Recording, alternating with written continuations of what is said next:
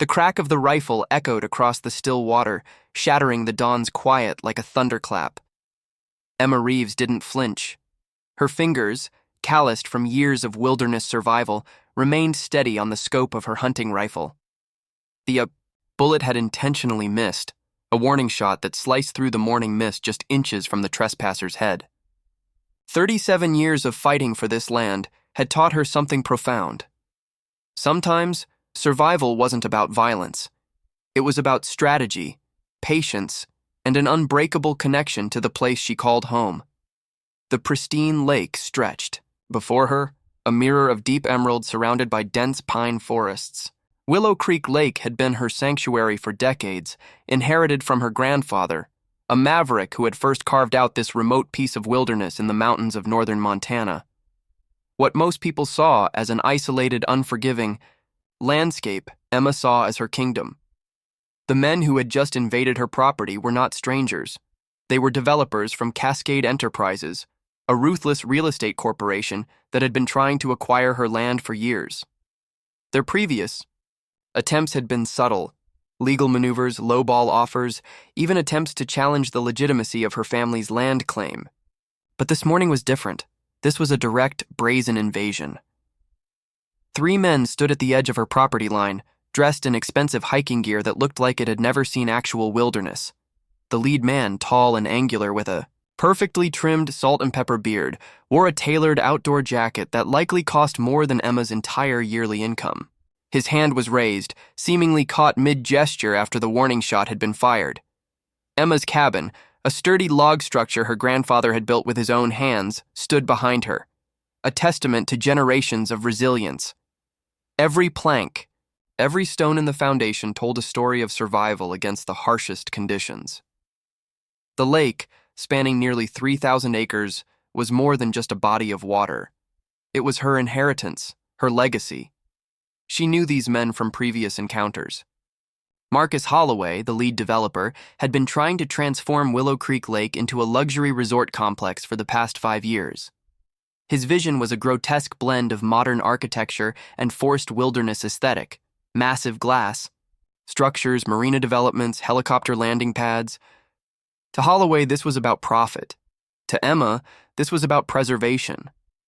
The previous summer, Cascade Enterprises had attempted to purchase surrounding parcels, creating a legal stranglehold that would effectively landlock her property. They'd nearly succeeded, buying out 3 neighboring landowners who had grown weary of the harsh mountain lifestyle. But Emma was different.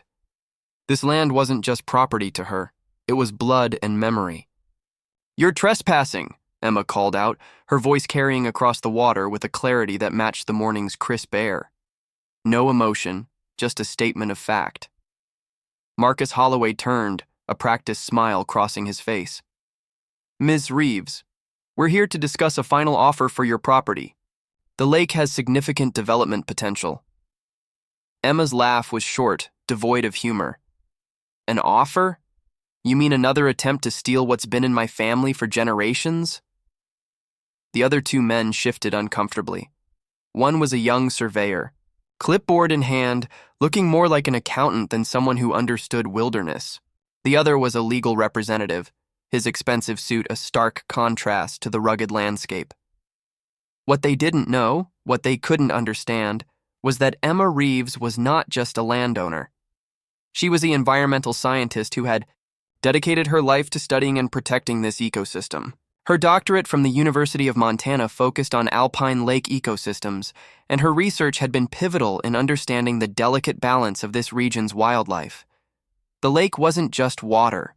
It was a complex, living system that supported countless species. Bull trout, which were federally protected, spawned in its cold, clear streams. Rare alpine plants grew along its shoreline. Grizzly bears and mountain lions used its surrounding forests as critical habitat.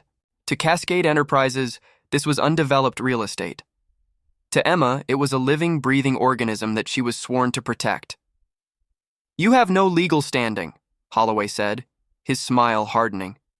"The environmental impact studies we've conducted show—" "Conducted?" Emma interrupted. "Manipulated, you mean? I've seen your reports. They're nothing more than creative fiction designed to push through your development." The surveyor looked uncomfortable, avoiding eye contact. Emma knew that look. He knew something wasn't right with their proposal. What Holloway and his team didn't realize was that Emma had been preparing for this moment her entire life. The warning shot was just the beginning. She had documentation, years of research, satellite imaging, and a network of environmental lawyers who had been waiting for exactly this moment. This wasn't just about a piece of land. This was about a promise she had made to her grandfather decades ago, sitting on this very shoreline. A promise to preserve, to protect, to ensure that this slice of wilderness remained untouched by corporate greed. "You have two choices," Emma said, her hand still resting near her rifle. "Leave voluntarily, or prepare for a legal battle that will make your corporate lawyers wish they had chosen a different career." The morning mist began to lift, revealing the lake's pristine surface. Willow Creek Lake seemed to hold its breath, waiting. Emma Reeves stood her ground, a sentinel protecting something far more valuable than any real estate developer could comprehend. This was her land, and the fight was just beginning. The next 3 weeks were a calculated war of attrition.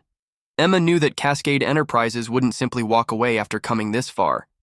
Marcus Holloway was not a man accustomed to losing, and his reputation for aggressive land acquisition was well known throughout Montana's development circles. Her first move was strategic.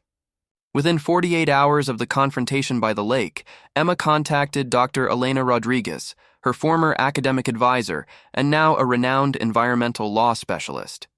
Together, they began meticulously building a case that would make Cascade Enterprises' proposed development not just difficult but virtually impossible. The breakthrough came from an unexpected source. The young surveyor who had been present during the initial confrontation, a man named Jack Mercer, contacted Emma anonymously. His conscience, it seemed, had been weighing heavily since that morning by the lake. "There's something you should know," Jack's encrypted email read. "The environmental impact studies we submitted, they're fabricated." What followed was a series of late-night meetings in secluded locations. Jack, risking his entire career, provided Emma with internal documents that proved Cascade Enterprises had systematically falsified ecological surveys. They had deliberately misrepresented wildlife populations, water quality data, and potential environmental impacts. Emma's network of environmental scientists and legal experts worked tirelessly. They cross-referenced Jack's documents with satellite imagery, historical ecological surveys, and on-site investigations. Each piece of evidence built a more damning picture of corporate manipulation. But Holloway wasn't idle. The attacks became more sophisticated. Anonymous complaints were filed with local authorities. Mysterious individuals began surveilling her property. One night, someone cut her property's perimeter fence, allowing her to discover a planned drone surveillance operation. Each attempt only made Emma more resolute. The turning point came during a county commission hearing. What was supposed to be a routine development proposal meeting transformed into a public exposure of Cascade Enterprises' systematic environmental fraud. Emma presented evidence so compelling that the room fell into stunned silence. Jack Mercer, now a turned whistleblower, testified about the fabricated reports. Dr. Rodriguez methodically dismantled every claim made by the development team.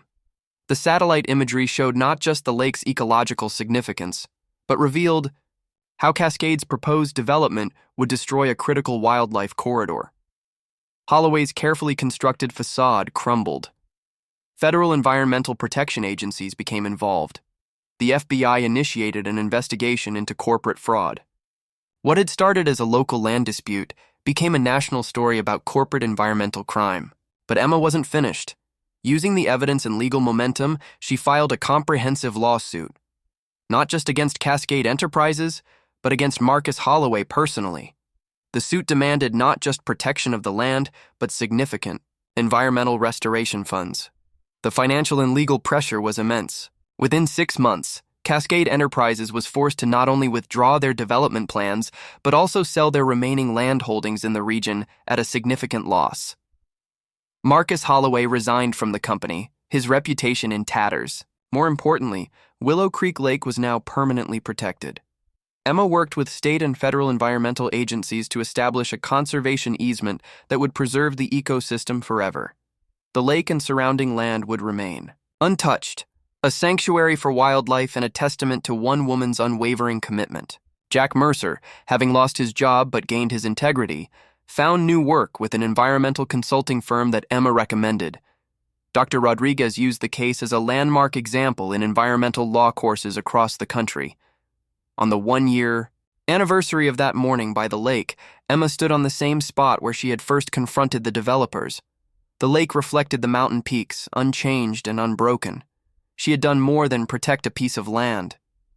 She had preserved a living, breathing ecosystem that would continue long after she was gone. They had targeted her cabin. Now she owned not just the lake, but the very narrative of environmental conservation. And they were gone.